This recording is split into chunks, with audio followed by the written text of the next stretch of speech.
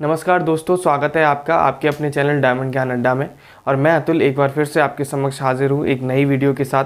आज की जो वीडियो है उसमें हम लोग एक बहुत ही इम्पॉर्टेंट टॉपिक के विषय में जानकारी प्राप्त करेंगे और ये टॉपिक है ट्रिपल तलाक। ना केवल यूपीएसआई का ये एक इम्पॉर्टेंट टॉपिक है, बल्कि हम जिस समाज में रहते हैं, क्योंकि भारत विविधताओं का देश है, सभी धर्मों को मानने वाले लोग यहाँ पर रहते हैं, तो हमें ना केवल अपने धर्म के विषय में जानकारी होनी चाहिए बल्कि सभी धर्मों के विषय में इम्पॉर्टेंट या महत्वपूर्ण जानकारियाँ हमें होनी चाहिए। तो ये परीक्षा के उपयोग के दृष्टिकोण से भी बहुत उपयोगी टॉपिक है और साथ ही साथ व्यवहारिक रूप से भी ये बहुत ही उपयोगी टॉपिक है ट्रिपल तलाक। तो इसके विषय में हम लोग पूरा विस्तृत रूप में जानेंगे। और अगर आपको लगातार हम लोग वीडियोस जो डाल रहे हैं वो पसंद आ रही हैं तो आप लोग ज़रूर लाइक करा करिए वीडियो, साथ ही साथ कमेंट बॉक्स में सुझाव भी दिया करिए और इस वीडियो को पूरा अंत तक देखें ताकि कोई भी कॉन्सेप्ट जो है ट्रिपल तलाक से रिलेटेड आपके छूट ना पाए।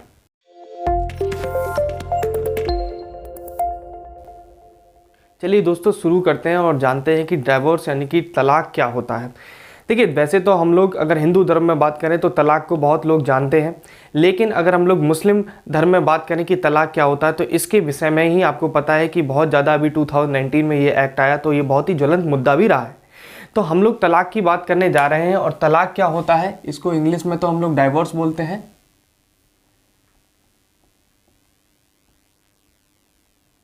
अब देखिए, अगर हम लोग इस्लाम की बात करें, इस्लाम धर्म जो मानने वाले हैं उनमें बात करें तो इस्लाम धर्म में क्या कहा गया है। इस्लाम धर्म में जो तलाक है वो बेसिकली एक स्वतंत्र अधिकार है, किसका? पुरुष का। यानी कि कह सकते हैं कि किसी साधारण कथन द्वारा या किसी साधारण प्रोसेस द्वारा पति का वह अधिकार जिसमें वो शादी को ख़त्म कर देता है, तो इसी को हम लोग क्या बोलते हैं? तलाक कहते हैं। अब मैंने आपको ये एम्फसाइज करने की कोशिश कर रहा हूँ कि पति का अधिकार, किसका अधिकार? पति का अधिकार। इसकी तरफ आप लोग ध्यान आकर्षित करिए। यानी कि जो इस्लाम धर्म है उसमें तो तलाक देने की आपकी पावर दी गई है, वो किसके हाथ में है? पति के हाथ में है।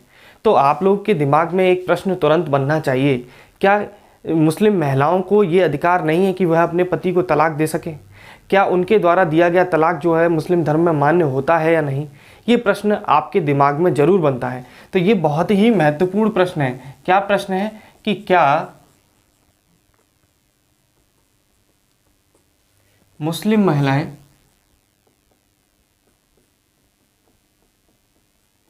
तलाक दे सकती हैं? और दे सकती हैं तो वो भी कौन कौन से ऐसे ग्राउंड्स हैं जिनके आधार पर एक मुस्लिम वुमेन जो है वो तलाक दे सकती है अपने पति को? तो इसके विषय में हम लोग बात करेंगे कि वो कौन कौन से ग्राउंड्स हैं जिसके तहत जो पत्नी अगर अपने पति को तलाक देती है तो वो भी मान्य होता है, तो उसके बारे में समझेंगे। तो सबसे पहले तो आप लोग ये समझिए कि जो मुस्लिम महिलाएं हैं, यहाँ पर जो मैंने मुस्लिम महिलाएं लिखा है, इस्लाम धर्म में इनको तलाक देने का कोई भी स्वतंत्र अधिकार नहीं दिया गया है। तो हम लोग बात करें कि स्वतंत्र अधिकार नहीं है,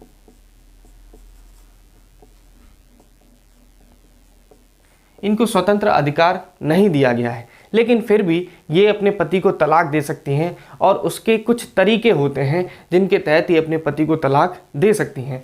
वो कौन कौन से तरीके हैं एक बार आप लोग वो समझिए।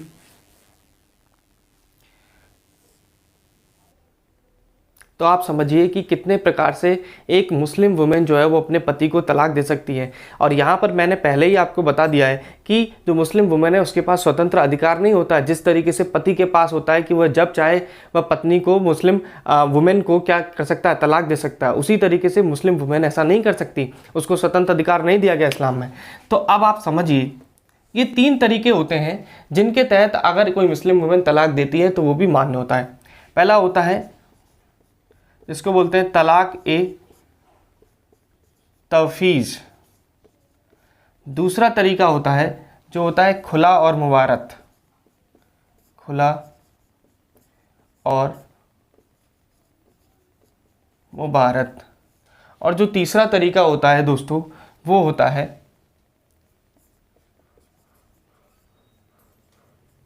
डिसॉल्यूशन ऑफ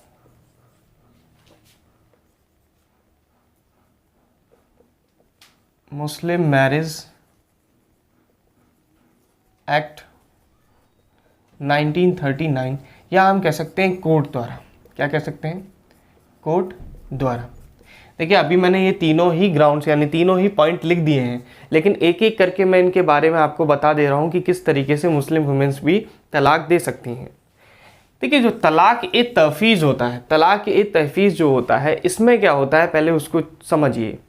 इसमें होता है कि एक पति, जो पति और पत्नी होता है उनके बीच में विवाह होता है, तो जो पति होता है वो अपना अधिकार या कह सकते हैं तलाक प्रोनाउंस करने का, तलाक बोलने का जो अपना अधिकार है, अपनी जो शक्ति है, वो या तो किसी एजेंट को दे सकता है या फिर वो शक्ति अपनी पत्नी को भी दे सकता है। मतलब तलाक मुस्लिम में कैसे होता है कि जब वो लोग प्रोनाउंस करते हैं कि भाई तलाक तलाक तलाक, इसी तरीके से ट्रिपल तलाक होता है। तो इसमें क्या होता है तलाक के तफवीज़ में कि जो पति है वो अपना तलाक प्रोनाउंस करने का अधिकार या तो किसी एजेंट को दे दे, या तो किसी एजेंट को दे दे। दोस्तों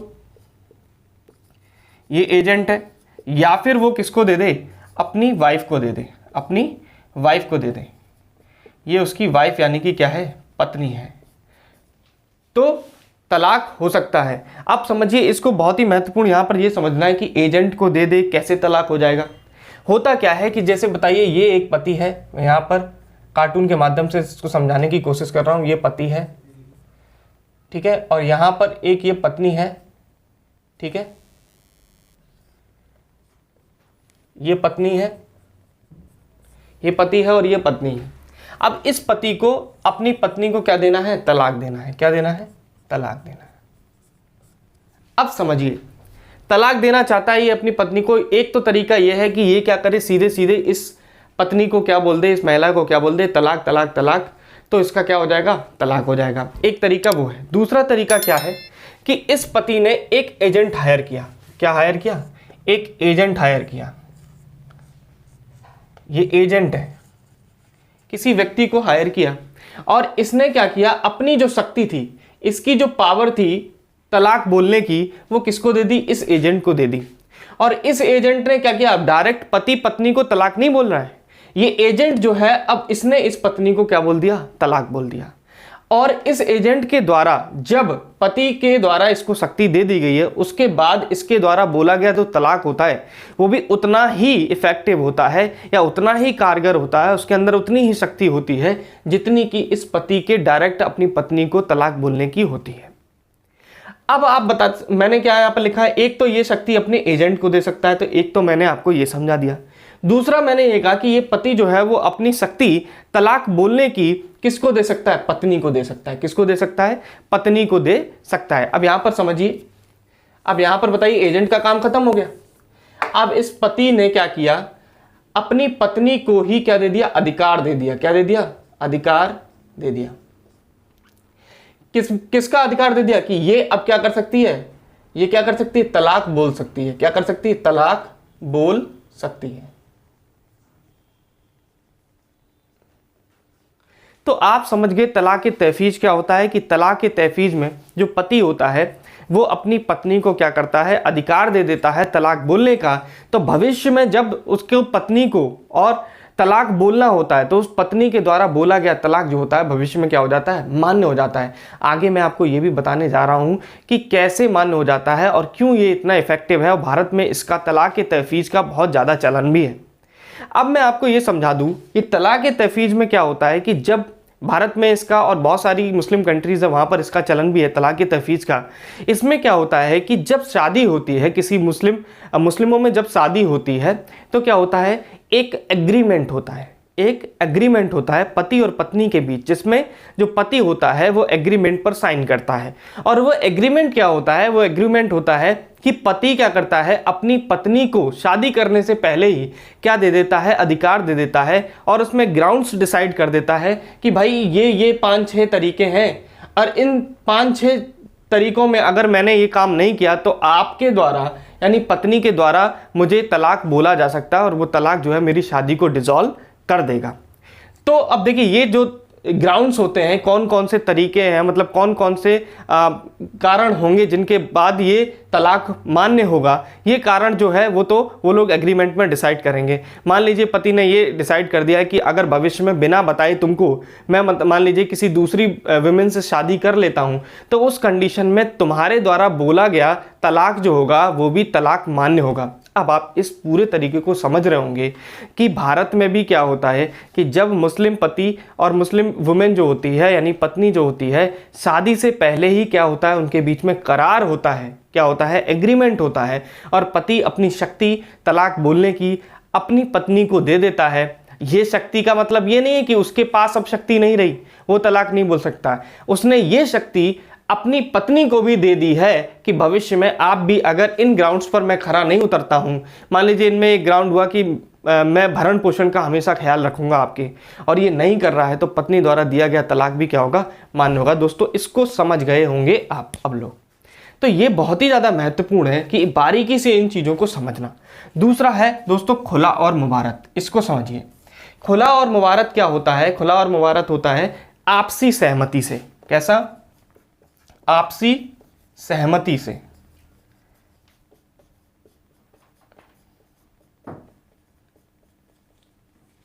तो देखिए आपसी सहमति का मतलब क्या है? जब पति और पत्नी दोनों ही क्या हो जाएं, आपस में तलाक लेने के लिए सहमत हो जाएं, तब जो होता है वो तलाक हो जाता है उनके बीच में। अब एक बात बताइए, सहमत अगर मैं बात करता हूं तो इसमें दोनों चीजें आ जाती हैं, पति भी सहमत होना चाहिए और पत्नी भी सहमत होना चाहिए। अगर मान लीजिए पत्नी ने तो चाहती है पति को तलाक देना, लेकिन पति पत्नी से तलाक लेना नहीं चाहता है, तो बताइए क्या तलाक हो पाएगा? खुला और मुबारत की तरीके से नहीं हो पाएगा। तो यहां पर भी बताइए क्या पति के पास अधिकार है? पति के पास पावरफुल, पति डोमिनेट कर रहा है ना यहां पर भी। और यहां पर भी बताइए पति जब तक अपनी पत्नी को शक्ति नहीं देगा तलाक प्रोनाउंस करने की, तब तक तलाक नहीं हो सकता। तो दोनों ही केस में आप देख रहे हो कि दोनों में ही जो पति है उसकी जब तक वो चाहेगा नहीं तब तक तलाक हो नहीं पाएगा। यानी अभी भी आप एक तरीके से समझ सकते हैं कि मुस्लिम वुमेन जो है वो पति पर ही तलाक लेने के लिए आश्रित है। तीसरा तरीका क्या है? Dissolution of Muslim marriage act 1939। आप देख रहे होगे यहाँ पर डेट लिखी है 1939, यानी मार्च 1939 में जो तत्कालीन गवर्नर हुआ करते थे, गवर्नर जनरल हुआ करते थे, क्योंकि ये पहले की बात हो रही है, तो उन्होंने एक एक्ट पारित किया, मुस्लिम पर्सनल लॉ बोर्ड जो होता है उसके तहत एक एक्ट पारित किया, और उसने ये कहा कि ये फलाना फलाना ग्राउंड्स हैं। अभी मैं ग्राउंड्स नहीं बता रहा हूँ, ये फलाना फलाना ग्राउंड्स हैं। और कितने ग्राउंड्स थे ये? इसके जो एक्ट है इसके आपके सेक्शन 2 में 9 ग्राउंड्स दिए गए हैं, यानी कि 9 ऐसे कारण दिए गए हैं जिन कारणों के पश्चात जो पत्नी है वो पति से क्या कर सकती है? तलाक ले सकती है। किसके माध्यम से? कोर्ट के माध्यम से। अब वो 9 ग्राउंड्स क्या हो सकते हैं सभी को आपको डिटेल में जानना नहीं है, कुछ मैं आपको बता देता हूं। जैसे कि मान लीजिए इम्पोर्टेंसी ऑफ मेन, यानी कि पुरुष की नपुंसकता होने के दौरान के कारण क्या हो सकता है कि मुस्लिम महिला द्वारा जो लिया गया तलाक हो सकता होगा वो आपका मान्य हो जाएगा। साथ ही साथ अगर 4 साल तक मान लीजिए पति जो है वो गायब हो जाता है या मिसिंग है, गायब हो जाता है, नहीं आता है लौट के, तो उस केस में भी आपका ये मान्य होगा। इसी तरीके से या मारपीट करता है या क्रुएलिटी करता है, तो उस केस में भी यहाँ पर ग्राउंड्स प्रोवाइडेड हैं, उन ग्राउंड्स के कारण क्या कर सकती हैं मुस्लिम महिलाएं? क्या कर सकती हैं? तलाक ले सकती हैं, कोर्ट से डिक्री प्राप्त कर सकती हैं। अब आप यहाँ पर एक चीज़ को तो समझ रहे होगे कि आपको पता ही है कि मुस्लिम वुमेन या मुस्लिम जो आबादी है देश में उसकी लिटरेसी रेट जो है वो बहुत कम है, और इस कारण जो महिलाएं होती हैं वो कोर्ट का सहारा नहीं लेती थी, वो नॉर्मली आपकी प्रिसाइज रहती थी, इम्पसाइज करती थी तलाक के तहफ़ीज़ में, और आज भी इसका बहुत ज़्यादा चलन है। तो एक तरीके से मैंने पूरा आपको रोड मैप बता दिया कि किस तरीके से किन किन तरीके से एक मुस्लिम महिला भी अपने पति को यानी मुस्लिम पति को तलाक दे सकती है। अब हम लोग बात करने जा रहे हैं कि तलाक के कितने प्रकार होते हैं उसके बारे में, और किस प्रकार को हमारा जो ट्रिपल तलाक लॉ कानून आया है 2019 में उसके द्वारा ख़त्म किया गया। दोस्तों देखिए दोस्तों, अगर हम लोग बात करें कि तलाक कितने प्रकार का होता है, तो अगर मैं बताऊं आपको तो 2 तरीके का तलाक जो है मुस्लिम लॉ में होता है। एक तरीके से एक होता है तलाक़ सुन्नत और एक होता है तलाक़ बिद्दत। इन दोनों को समझना दोस्तों बहुत ही ज़्यादा महत्वपूर्ण है। अभी मैं क्या कर रहा हूँ, मैं आपको पूरा ग्राउंड बना रहा हूँ जिससे कि आपको तलाक के विषय में पूरी एक आपका रोड मैप तैयार हो जाए, और उसके बाद मैं एक्ट के बारे में डिस्कस करूँगा। देखिए तलाक दो प्रकार का हो गया, एक हो गया तलाक सुन्नत और एक हो गया दोस्तों तलाक बिद्दत। अब बताइए तलाक सुन्नत और तलाक बिद्दत में क्या अंतर होता है। तलाक सुन्नत होता है दो तरीके का, एक होता है तलाक अहसन और एक होता है तलाक हसन। एक होता है तलाक अहसन और एक होता है तलाक हसन। अच्छा, आप पहले एक बात समझ लीजिए, जो तलाक सुन्नत है ये कुरान में दिया गया है, यानी कि ये कुरान में, हम कह सकते हैं कुरान में दिया गया है, दिया गया है यानी कि वर्णन मिलता है, यानी कि ये कह सकते हैं एक एसेंशियल प्रैक्टिस है, या कह सकते हैं कि एक इंस्टेंट था। ये किसमें इंस्टेंट था, ये आपके कुरान में वर्णित था कि इस तरीके से तलाक होना चाहिए, तलाक सुन्नत के तरीके से। अब ये तरीका क्या है, एक है तलाक अहसन और एक है तलाक हसन। ये होता है, हसन मीन्स होता है वेरी गुड या प्योर, वेरी गुड या प्योर।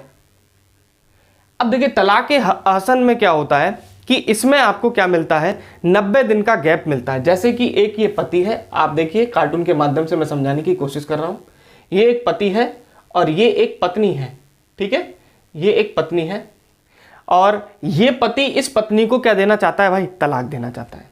ये पति है और ये पत्नी है और ये पति इस पत्नी को क्या देना चाहता है, तलाक देना चाहता है। तो ये क्या करेगा, पति इस पत्नी को फर्स्ट टाइम क्या बोल देगा, फर्स्ट टाइम बोल देगा तलाक। क्या बोल दिया इसने, तलाक बोल दिया इस पत्नी को।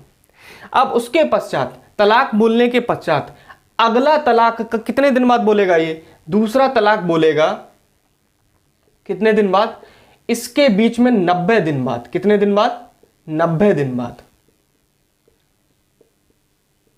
यानी कि आप समझिए कि पति ने पहला तलाक बोल दिया पत्नी को, उसके पश्चात 90 दिन का अंतराल होगा बीच में, और उसके पश्चात ये दूसरा तलाक बोल देगा, और जब दूसरा तलाक बोल देगा तो फाइनल आपका फाइनल हो जाएगा और ये तलाक जो होगा यानी कि आपस में मान्य हो जाएगा। अब आप यहां पर एक चीज को समझ रहे हैं, क्यों इसको वेरी गुड और प्योर बोला गया है। इसलिए बोला गया है कि तलाक होने में, कंप्लीट होने में, बताइए बीच में कितने दिन का अंतर है, 90 दिन का अंतर है, यानी कि 3 महीने का अंतर है। पति और पत्नी के बीच में इन 3 महीने के बीच के अंतराल में क्या हो सकता है, समझौता हो सकता है, आपस में आर्बिट्रेशन हो सकता है, कोई इनको आपस में समझा सकता है और इनकी शादी बच सकती है, यानी कि इनका तलाक होने से बच सकता है। तो इसलिए इसको बोलते हैं तलाक अहसन, यानी वेरी गुड एंड प्योर। यानी 90 दिन का आपको समय भी मिला जिसमें आप लोग रिकॉन्सिलिएशन कर सकते हैं, आर्बिट्रेशन कर सकते हैं, समझौता कर सकते हैं, जिसकी तहत आपका तलाक जो होगा मान्य नहीं होगा। समझ गए आप। लेकिन अगर 90 दिन बाद भी उसने तलाक बोल दिया, समझौता नहीं हो पाया, तो फिर ये तलाक जो होगा वो आपका मान्य हो जाएगा। अब चलिए देखते हैं तलाक हसन के बारे में समझते हैं। तलाक हसन में क्या करता है, पति 3 बार तलाक बोलता है। कितनी बार तलाक बोलता है, 3 बार तलाक बोलता है। तो ये पति जो है, पति ने कितनी बार बोला है, 3 बार तलाक बोला है पत्नी को। पहली बार, दूसरी बार और तीसरी बार, 3 बार तलाक बोला है। पहली बार ये बोलेगा इसको पहले महीने में, उसके बाद अगले 30 दिन बाद ये दोबारा से बोलेगा दूसरे महीने में, और उसके बाद तीसरे महीने में ये तीसरा तलाक बोलेगा। यानी कि आप देख रहे हैं, और जब ये 3 बार तलाक बोल देगा 3 महीने में, तब जाकर ये मैरिज जो है वो खत्म हो जाएगी। मान लीजिए उसने पहला तलाक बोला, दूसरा तलाक बोला और उसके बाद तीसरा तलाक नहीं बोला। जब तक तीसरा तलाक बोलता, बीच में क्या हो गया, इनके बीच में समझौता हो गया, तो इनकी शादी जो होगी वो क्या होगी, बची रहेगी, इनकी शादी खत्म नहीं होगी। तो बताइए, 1 महीने में 30 दिन होते हैं, 30 और 30, यानी कि 3 महीने में इसको 90 दिन का अंतराल मिलेगा। जो समय यहां पर मिल रहा था वही समय यहां पर भी मिल रहा है, बस इसमें 2 बार तलाक बोल रहे थे, इसमें कितनी बार बोल रहे हैं तलाक, 3 बार तलाक बोल रहे हैं। दोस्तों मैं बहुत ही बारीकी से आपको समझाने की कोशिश कर रहा हूं, आप लोग इसको समझते हुए चलिए आगे। तो बताइए 3 महीने में कितने दिन हो गए, 90 दिन हो गए। तो यहां पर भी बताइए कितने दिन का समय मिल गया, 90 दिन का समय मिल गया शादी को बचाने में। अब देखते हैं तलाक बिद्दत क्या है, तलाक बिद्दत को समझते हैं। तलाक बिद्दत क्या होता है, इसी को बोलते हैं हम लोग इंस्टेंट ट्रिपल तलाक। क्या बोलते हैं, इंस्टेंट ट्रिपल तलाक। ठीक है, इंस्टेंट ट्रिपल तलाक इसी को ही बोलते हैं। अब इसमें होता क्या है दोस्तों, उसको समझ लीजिए। जो ट्रिपल तलाक होता है तलाक बिद्दत में, पहली बात तो ये समझिए ये कुरान में वर्णित नहीं है। पहली बात आप क्या समझेंगे, ये कुरान में वर्णित नहीं है, यानी कि ये तलाक बिद्दत जो है ये आपका कुरान में दिया हुआ नहीं था। ये बाद में मुस्लिम पर्सनल लॉ बोर्ड ने आपका क्या किया, इसको धीरे धीरे धीरे धीरे चेंजेस करके इसको बाद में ऐड किया गया। तो तलाक बिद्दत क्या आपका मुस्लिम मतलब जो कुरान है उसमें दी गई है क्या, नहीं दी गई है। इसको बाद में क्या किया गया, अलग से ऐड किया गया, या कह सकते हैं अलग से ऐड किया गया, ऐड किया गया इस प्रैक्टिस को। अब इसमें क्या होता है, इंस्टेंट ट्रिपल तलाक में क्या होता है कि 3 बार तलाक बोलना है, 3 बार तलाक बोलना है, 3 बार तलाक बोलना है बस। अब ये 3 बार तलाक यानी कि 1 बार तलाक, दोबारा में तलाक और तीसरी बार तलाक। और इन तीनों तलाक के बीच में कोई भी समय अंतराल नहीं है।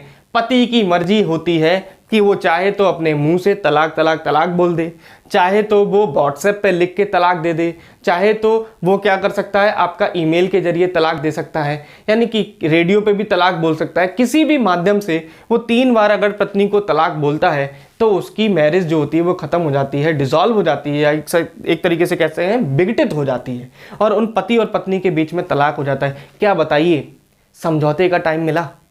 नहीं दोस्तों। क्या पति और पत्नी को समझौते का टाइम मिला तलाक बिद्दत में? बिल्कुल नहीं बना।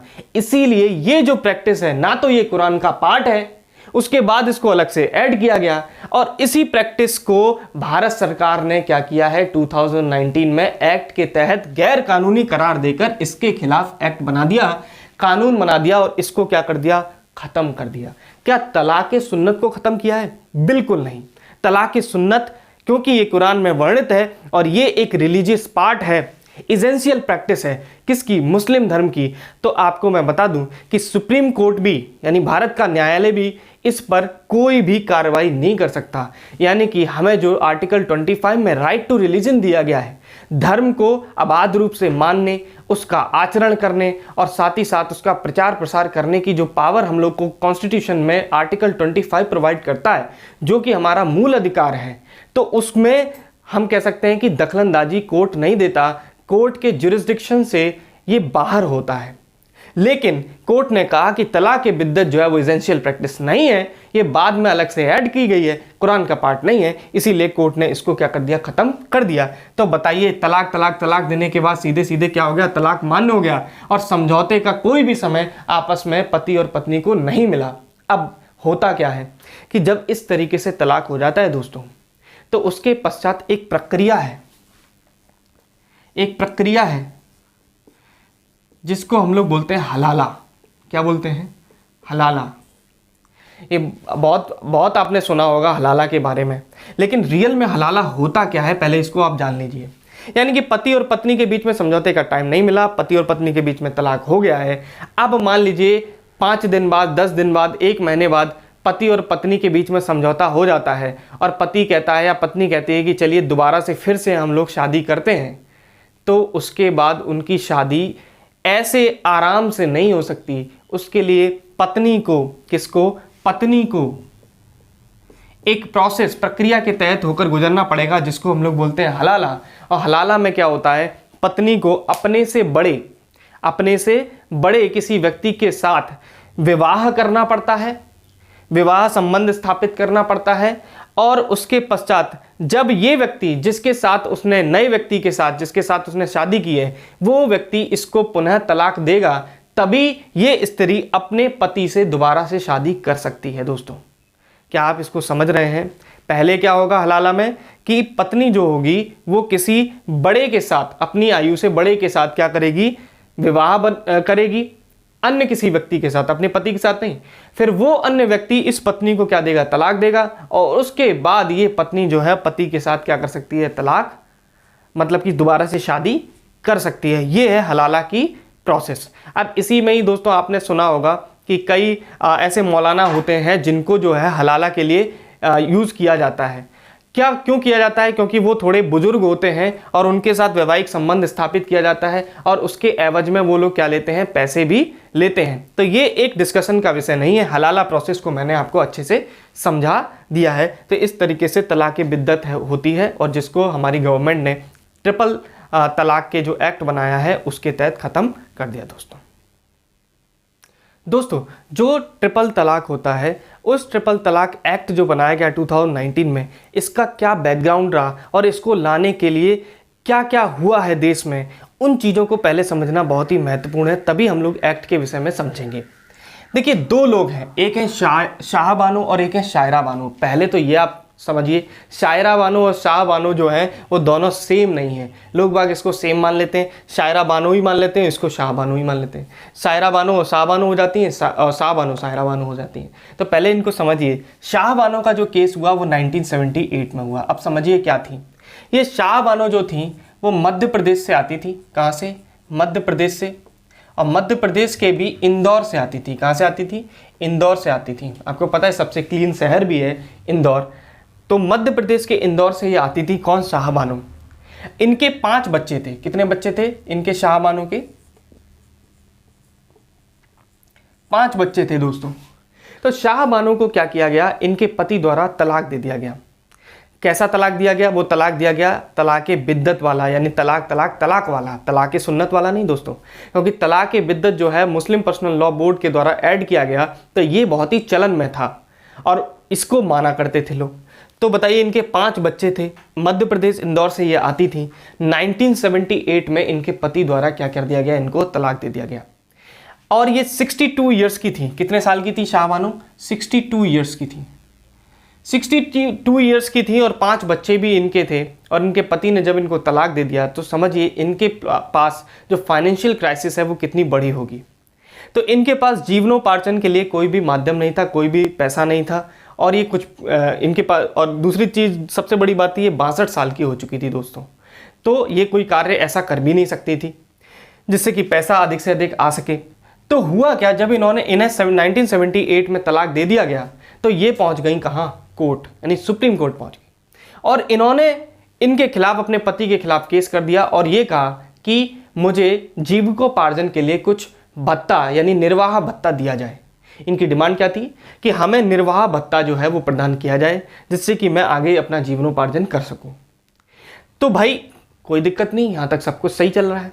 लेकिन जो रिलीजियस रूढ़िवादी लोग होते थे, जो धर्म में रूढ़िवादी टाइप के लोग होते हैं, जो हर चीज़ को धर्म के रूप में तौलते हैं, उन्हें इंसानियत और मानवता से कोई फर्क नहीं पड़ता। तो उन्होंने इसका विरोध किया और उन्होंने कहा कि जो हमारी रिलीजियस प्रैक्टिस है ट्रिपल तलाक की, उसमें क्या हो रहा है? दखलंदाजी दी जा रही है। क्यों?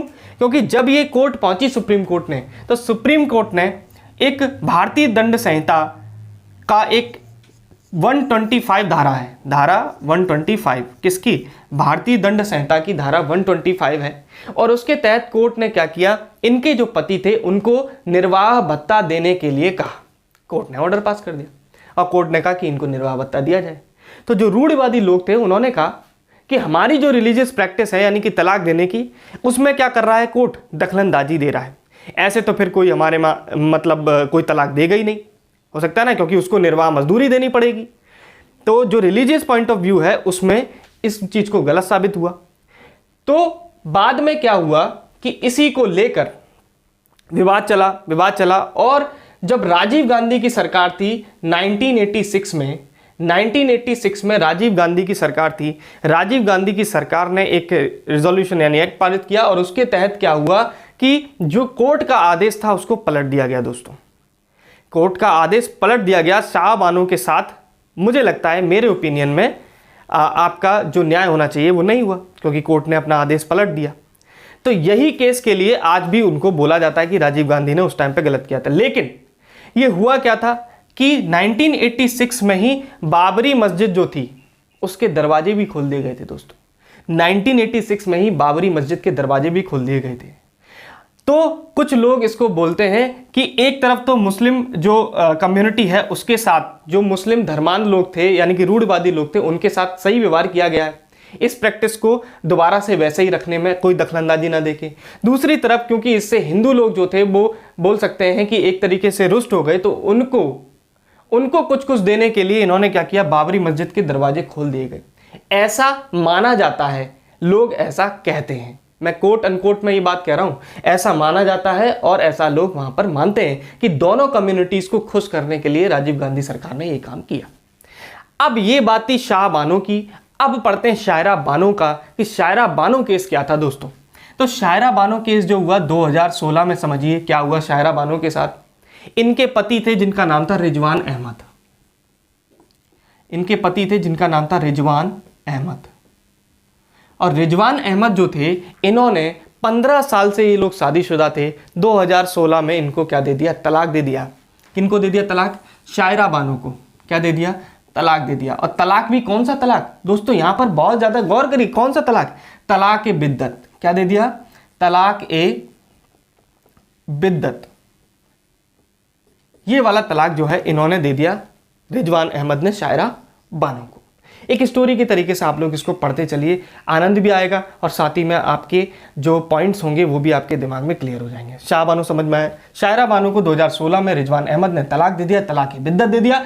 और इसी के खिलाफ शायरा बानो चली गई कोर्ट।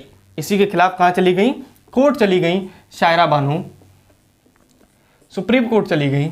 और शायरा बानो ने जो मुस्लिम धर्म है उसकी 3 प्रैक्टिसेस को, जो मुस्लिम पर्सनल लॉ है उसकी 3 प्रैक्टिसेस को चैलेंज किया। पहली प्रैक्टिस थी यही तलाक ए बिद्दत, दूसरी प्रैक्टिस थी निकाह हलाला, और तीसरी प्रैक्टिस थी दोस्तों बहुपत्नी विवाह।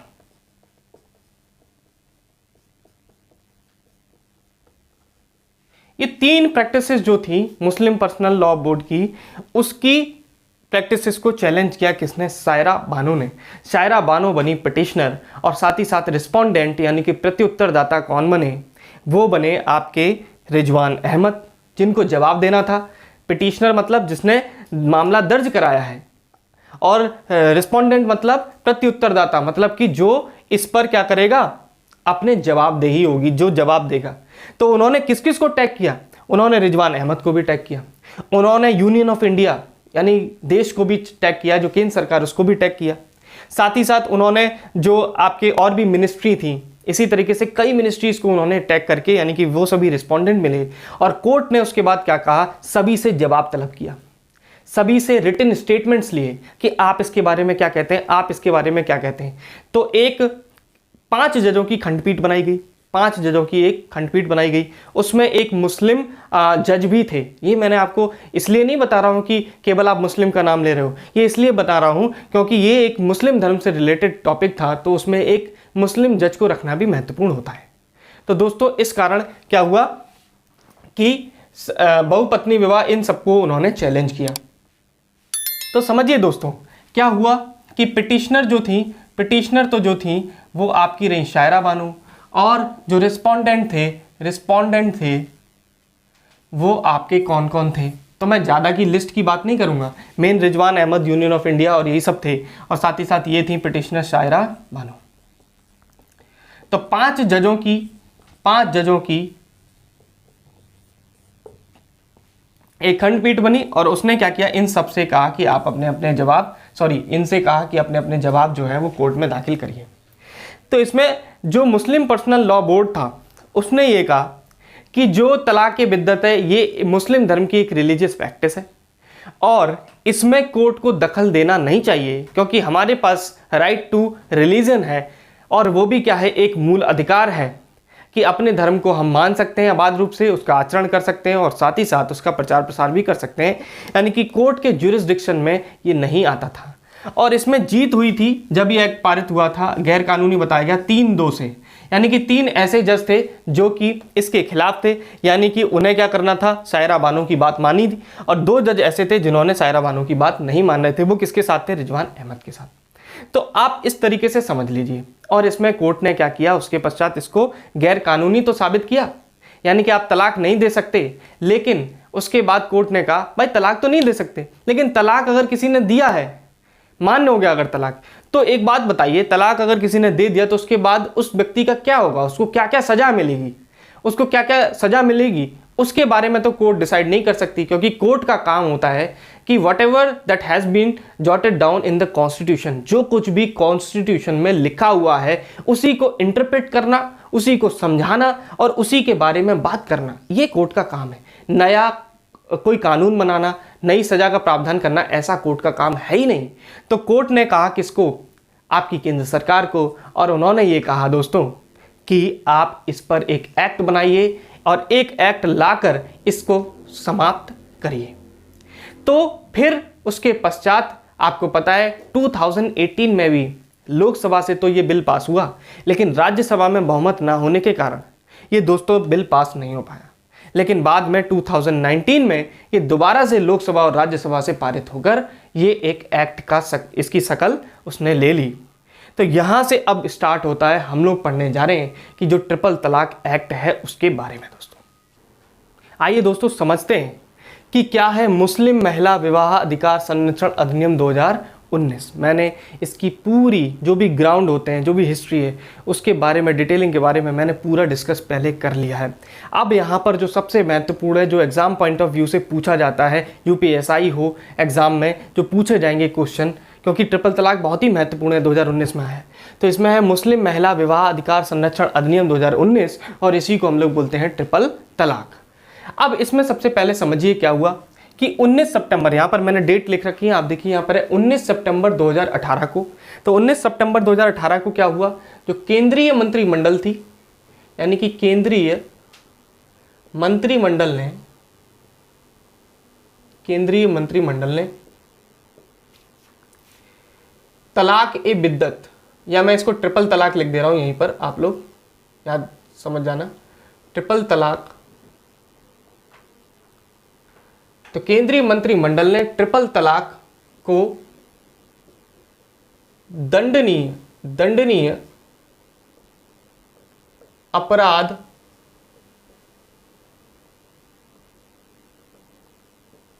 घोषित करने वाले अध्यादेश को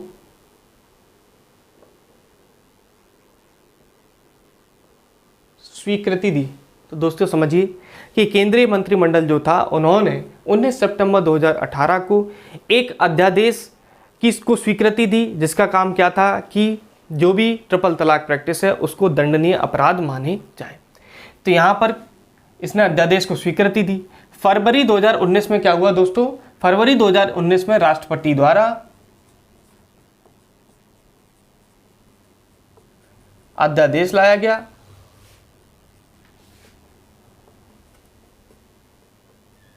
अब दोस्तों यहाँ पर आप समझिए अध्यादेश क्या होता है। अध्यादेश एक तरीके से अस्थाई कानून होता है।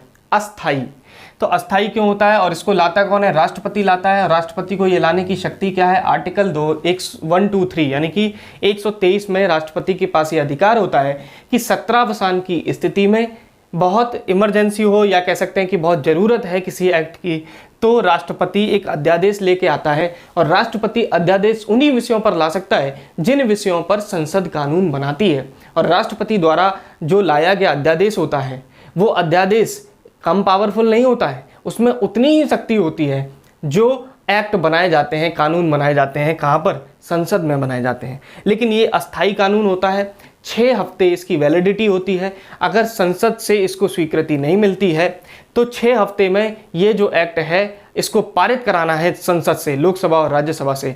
नहीं पारित कराया तो ये क्या हो सकता है, ख़त्म हो जाता है। और अगर संसद में किसी भी सदन से इसको मंजूरी मिल चुकी है तो 6 महीने इसका पूरी वैलिडिटी रहती है। 6 महीने तक ये वैलिड रहता है और 6 महीने के अंतराल में आपको लोकसभा और राज्यसभा से इसको पारित कराना होता है, क्योंकि 2 सत्रों के बीच में 6 महीने का ही अंतर हो सकता है।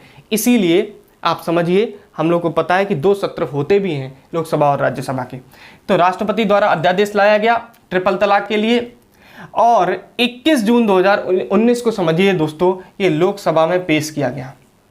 लोकसभा में पेश किया गया। दोस्तों ये सारे ही पॉइंट महत्वपूर्ण हैं। ये डेट भी आपसे पूछी जाएंगी, ये 100% आप नोट कर लीजिए, ये डेट भी पूछी जाएंगी। तो लोकसभा में ये पेश किया गया 21 जून 2019 को, और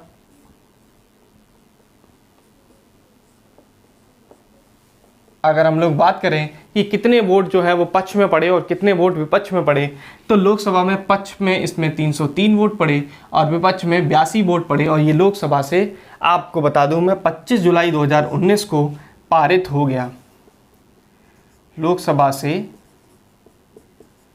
पारित।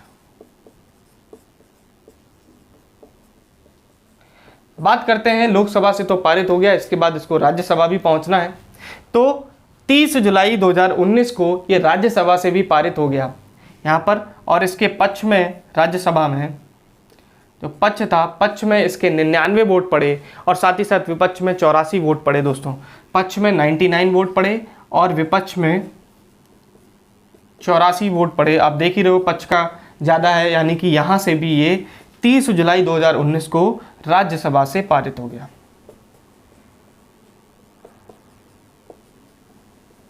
राज्यसभा से पारित हो गया दोस्तों।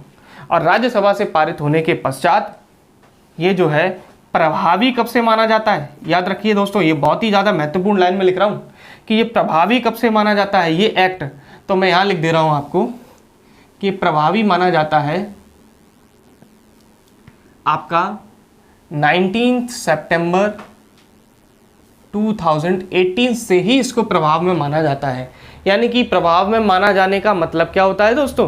प्रभाव में माने जाने का मतलब ये होता है कि 19 सितंबर 2018 के बाद से ही कोई अगर आया है संज्ञान में कोई भी ऐसा केस, तो वो सभी जो हैं वो इस एक्ट के अंतर्गत आ जाएंगे। तो प्रभावी 19 सितंबर 2018 को ही क्यों माना जाता है? क्योंकि इसी दिन केंद्रीय मंत्रिमंडल ने ट्रिपल तलाक को दंडनीय अपराध घोषित करने की वाले अध्यादेश को स्वीकृति दी थी। दोस्तों अगर आपको ये बहुत ही ज़्यादा इन्फॉर्मेटिव लग रही है और आप पसंद कर रहे हैं वीडियो को, तो आप वीडियो को ज़रूर लाइक करें दोस्तों, और साथ ही साथ चैनल को सब्सक्राइब भी ज़रूर कर लें और अपने सुझाव हमें कमेंट बॉक्स में लिखकर बताते रहें, ताकि हम लोग और वीडियोस आपके लिए लेकर आते रहें इससे रिलेटेड।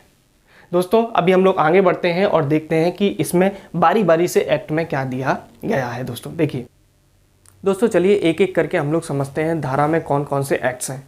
तो सबसे पहला एक्ट जो होता है, यानी कि इस एक्ट में सबसे पहली धारा जो है, सबसे आपको पता है कि जितनी भी मैंने यूपीएसआई में अभी तक पढ़ा है, सभी जो पहली धारा होती है उसमें सबसे पहले होता है संक्षिप्त नाम, यानी कि जो भी आप एक्ट पढ़ रहे हैं उसका संक्षिप्त नाम क्या है ये रहता है। साथ ही साथ उसका प्रसार कहाँ तक है, यानी कि कितने क्षेत्रफल पर उसको लागू किया जाता है। और साथ ही साथ अगला होता है कि डेट क्या है, यानी तिथि क्या है, समय क्या है जब उसको लागू किया गया है। तो दोस्तों देखिए संक्षिप्त नाम यही है, मुस्लिम महिला विवाह अधिकार संरक्षण अधिनियम 2019, या जिसको ट्रिपल तलाक के नाम से भी हम लोग जानते हैं।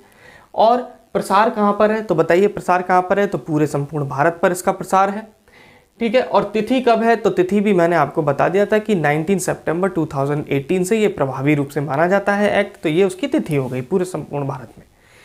अब बात करते हैं जो प्रमुख धारा है, धारा 2। धारा 2 की बात करते हैं। धारा 2 में क्या दिया गया है? धारा 2 में बेसिकली दोस्तों इसमें जो कुछ शब्द होते हैं, जो प्रमुख शब्द इस पूरे एक्ट में यूज़ हुए हैं, उनके विषय में आपको जानकारी दी गई है। जिसमें सबसे पहले दिया गया इलेक्ट्रॉनिक रूप। समझिए इलेक्ट्रॉनिक रूप क्या होता है दोस्तों? इलेक्ट्रॉनिक रूप से आपको समझ में आ रहा होगा, स्वयं ही समझ में आ रहा होगा, उसको समझिए भी। सूचना प्रौद्योगिकी अधिनियम 2000 की धारा 2 की उपधारा 1 के खंड द में वर्णित, यानी कि सूचना जो आपकी इलेक्ट्रॉनिक रूप है वह वही है जो कि आपको दिया गया है सूचना प्रौद्योगिकी अधिनियम 2000 की धारा 2 में जो बताया गया है इलेक्ट्रॉनिक रूप की परिभाषा, वही इलेक्ट्रॉनिक की परिभाषा जो है वो इलेक्ट्रॉनिक रूप यहाँ पर भी दिया गया। अब वो क्या दिया गया है दोस्तों? तो है मीडिया के माध्यम से। इलेक्ट्रॉनिक रूप में क्या क्या आ जाता है? मीडिया। दोस्तों यहाँ पर देखते चलिए आप लोग, मीडिया आ जाती है। चुंबकीय, प्रकाशकीय, यानी कि प्रकाश के द्वारा आपने कुछ प्रसारित किया है। कंप्यूटर स्मृति, यानी कंप्यूटर द्वारा। माइक्रोफिल्म, कंप्यूटर उत्पादित सूक्ष्मिका, यानी कि चिप वगैरह जो होती हैं ये, या उसके समरूप किसी युक्ति से प्रेषित, प्राप्त या भंडारित कोई सूचना, इसी को हम लोग दोस्तों क्या बोलते हैं? इलेक्ट्रॉनिक रूप बोलते हैं। अब साथ ही साथ अगला लिखा हुआ है तलाक। तो देखिए दोस्तों, तलाक मतलब वही है तलाक बिद्दत, तलाक सुन्नत नहीं। अगर आप वीडियो को अगर आपने यहाँ से स्टार्ट किया है तो आप एक बार वीडियो को स्टार्टिंग से देखिए, वहाँ पर मैंने तलाक बिद्दत और तलाक सुन्नत में अंतर भी बताया गया है और ये भी बताया गया कि गवर्नमेंट ने केवल तलाक बिद्दत को ही समाप्त किया है। तो तलाक मतलब यहाँ पर क्या है, तलाक बिद्दत से है, यानी इंस्टेंट ट्रिपल तलाक से है। ठीक है दोस्तों, जो पति द्वारा किसको दिया जाता है, पत्नी को, मुस्लिम पति द्वारा पत्नी को दिया जाता है। अब दोस्तों देखिए मजिस्ट्रेट क्या है। मजिस्ट्रेट जो है भारतीय दंड संहिता 1973 में जो वर्णित परिभाषा है, प्रथम श्रेणी न्यायिक मजिस्ट्रेट, यानी कि वह मुस्लिम महिला जिस क्षेत्र से आती है उस क्षेत्र की देखरेख में जो प्रथम न्यायिक मजिस्ट्रेट होता है, 1973 भारतीय दंड संहिता की धारा के अनुसार ही उसी को मजिस्ट्रेट जो है यहाँ पर बताया गया है। अब दोस्तों अगला देखिए यहाँ पर क्या दिया गया है, धारा 3 दी गई है। देखिए बहुत ही महत्वपूर्ण धारा है और यही क्वेश्चन आपके एग्जाम में बनने वाला है, आप लोग इसको समझ लीजिए बहुत गौर से, क्योंकि धारा 3 में ये घोषणा की गई है। बताइए तलाक की घोषणा का शून्य व अवैध होना, इसको समझिए मतलब क्या है, शून्य व अवैध होना मतलब क्या है कि जो मुस्लिम पति है उसके द्वारा पत्नी को मौखिक यानी कि घोषणा की गई है, किसकी, तलाक की घोषणा करी गई है उसके द्वारा। अब वो तलाक की घोषणा वो किसी भी तरीके से कर सकता है, या तो बोल के कर दे, मौखिक रूप से कर दे, या लिख के दे दे, या फिर इलेक्ट्रॉनिक रूप में किसी से कर दे, व्हाट्सएप से कर दे, ईमेल के द्वारा कर दे, फैक्स कर दे, जो चाहे उस रीति के हिसाब से कैसे भी अगर वो अपनी पत्नी को, यानी मुस्लिम पति अगर पत्नी को तलाक देता है, तलाक की बिद्दत देता है, तो ये घोषणा उसकी जो की गई है वो आपकी शून्य होगी और अवैध होगी, यानी कि गैर कानूनी होगी और दंडनीय अपराध की श्रेणी में आएगी दोस्तों। तो आपसे पूछेगा कि तलाक की घोषणा जो है, तलाक की घोषणा का शून्य और अवैध होना जो मुस्लिम महिला विवाह अधिकार संरक्षण अधिनियम है उसके तहत कौन सी धारा में दिया गया है, इस तरीके से क्वेश्चन आएगा। तो आप कहेंगे धारा 3 में। अब बात करते हैं, समझते हैं धारा 4 क्या है। धारा 4 बहुत ही महत्वपूर्ण, इसमें सजा का प्रावधान है, यानी कि अगर धारा 3 में वर्णित किसी भी रीति से, किसी भी रीति मतलब कि धारा 3 में वो मौखिक रूप से दे दे तलाक, या फिर लिखित रूप से तलाक दे दे, या फिर वो इलेक्ट्रॉनिक रूप से व्हाट्सएप इनके द्वारा अगर वो तलाक देता है किसी भी रीति से, तो ये तलाक दिया गया जो होता है, तलाक जो होगा तो एक दंडनीय अपराध होगा, और दंडनीय अपराध होगा और साथ ही साथ उसमें सजा का प्रावधान क्या, 3 वर्ष की अवधि तक उसको दंडनीय अपराध होगा, सजा होगी, और साथ ही साथ उसको जुर्माना भी देना पड़ेगा। अब बात करते हैं धारा 5 का। धारा 5 में समझिए यहाँ पे क्या लिखा है, मजिस्ट्रेट द्वारा निर्धारित निर्वाह भत्ता पति द्वारा प्राप्त करने की, देखिए यहाँ पर लिखा हुआ है मजिस्ट्रेट द्वारा निर्धारित निर्वाह भत्ता पति द्वारा प्राप्त करने की हकदार पत्नी होगी।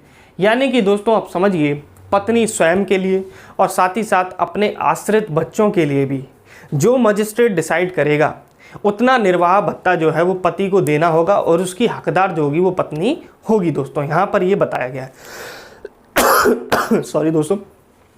तो मजिस्ट्रेट द्वारा निर्धारित निर्वाह भत्ता पति द्वारा प्राप्त करने की हकदार पत्नी होगी, ये धारा 5 में दिया गया। अब दोस्तों बढ़ते हैं और देखते हैं धारा 6 में क्या है। धारा 6 में है मजिस्ट्रेट द्वारा निर्धारित की गई घोषणा के अनुसार पत्नी अपने अवयस्क संतानों की अभिरक्षा के लिए हकदार होगी। दोस्तों यहाँ पर समझिए मैं क्या कहना चाहता हूँ कि मजिस्ट्रेट द्वारा निर्धारित की गई घोषणा के अनुसार पत्नी अपने अवयस्क संतानों की अभिरक्षा के लिए हकदार होगी। जब तक आपको इस वर्ड का मतलब नहीं बताऊंगा ना, तब तक दोस्तों इस धारा को आप नहीं समझ सकते। अभिरक्षा मतलब होता है कस्टडी। कभी कभी हिंदी को समझने के लिए भी इंग्लिश की जरूरत होती है दोस्तों। कस्टडी, कस्टडी मतलब क्या होता है, आपको पता है कि जब आपने देखा होगा कि जब तलाक हो जाता है तो जो बच्चे होते हैं जो अवयस्क होते हैं, यानी कि वयस्क नहीं होते हैं, उनकी कस्टडी को लेकर बहुत समस्याएं पैदा होती हैं। कोर्ट जाते हैं लोग कि वो बच्चा जो है वो माँ के पास रहेगा या पति के पास रहेगा, यानी कि पत्नी के पास रहेगा या पति के पास रहेगा। तो उसी में क्या है कि मजिस्ट्रेट द्वारा निर्धारित की गई घोषणा के अनुसार पत्नी अपने अवयस्क संतानों की अभिरक्षा के लिए हकदार होगी, यानी कि बच्चों की जो कस्टडी होगी वो पत्नी के पास होगी। एक तरीके से कह सकते हैं नाबालिग बच्चे होते हैं उनकी कस्टडी। ठीक है दोस्तों, तो अब हम लोगों ने धारा 6 तक जान लिया। बढ़ते हैं और देखते हैं धारा 7। धारा 7 में देखिए क्या दिया गया है। धारा 7 का पहला पॉइंट जो है वो क्या कहता है, वो कहता है कि इस अधिनियम के अंतर्गत दंडनीय कोई अपराध संज्ञेय क्या होगा, संज्ञेय होगा और गैर जमानती होगा। ये दोनों ही पॉइंट जो है इन पर आप लोग गौर करिए, संज्ञेय होगा और गैर जमानती होगा। दोस्तों संज्ञेय और असंज्ञेय अपराध क्या होते हैं, इसके बारे में मैंने अपनी जो प्लेलिस्ट है यूपीएसआई की नीचे उसका लिंक डिस्क्रिप्शन में दिया गया है। साथ ही साथ इस वीडियो के जिसमें संज्ञेय और असंज्ञेय पढ़ा है उसका भी डिस्क्रिप्शन में नीचे आपको दे दूंगा, तो आप लोग उसको एक बार चेक जरूर कर लीजिए। संज्ञेय अपराध क्या होते हैं और असंज्ञेय अपराध क्या होते हैं, मैंने उसमें बहुत अच्छे से विस्तृत रूप में आपको समझाया है। और यहाँ पर भी मैं बता दूँ कि संज्ञेय अपराध क्या होगा। संज्ञेय अपराध होते हैं ऐसे अपराध जो बहुत ही बड़े अपराध होते हैं, जैसे मर्डर हुआ, इस टाइप के अपराध होते हैं जिसमें पुलिस बिना वारंट के, यानी पुलिस बिना किसी वारंट के उस कैदी को गिरफ्तार कर सकती है, बिना किसी पूर्व सूचना के वो क्या कर सकती है, कैदी मतलब जो भी मर्डर जिसने किया या जिसने भी तलाक की घोषणा की है, तलाक दिया, उसको क्या कर सकते हैं, गिरफ्तार कर सकते हैं। और संज्ञेय की श्रेणी में दोस्तों ये तभी आएगा, यहाँ पर समझिए, संज्ञेय की श्रेणी में ये तभी आएगा अपराध जब इस अपराध की सूचना या तो व्यथित महिला द्वारा यानी कि जिसके साथ तलाक दिया गया, जिसको तलाक दिया गया उसके द्वारा, या इसके किसी रक्त संबंधी द्वारा, रक्त संबंध से जुड़े हुए, यानी कि हो सकता है कि महिला की माँ दे या महिला का भाई दे या उसके पिता या उसकी माता दे, रक्त संबंध के द्वारा जुड़े हुए व्यक्ति, या फिर विवाह करके विवाहित संबंध द्वारा जुड़ा हुआ कोई व्यक्ति, या फिर एक तरीके से आप समझ सकते हैं कोई नाते रिश्तेदार जो हैं, जब इसकी शिकायत जिस क्षेत्र में ये हुई है वहाँ के प्रभारी अधिकारी जो होगा उसको देगा, तो उस कंडीशन में ये अधिनियम के अंतर्गत जो दंडनीय अपराध है वो संज्ञेय अपराध होगा। और साथ ही यानी बिना वारंट के पुलिस उसको गिरफ्तार कर सकती है, और साथ ही गैर जमानती भी होगा। दोस्तों गैर जमानती मतलब कि इसमें जमानत आपकी नहीं होगी। उसके लिए भी क्या है, गैर जमानती होने के लिए भी कुछ कंडीशंस हैं, उसके बाद ही होगा। दूसरा पॉइंट क्या लिखा है, यह मजिस्ट्रेट के द्वारा निर्धारित उपबंधों तथा शर्तों के अंतर्गत रहते हुए मुस्लिम महिला की पहल पर शमनीय होगा।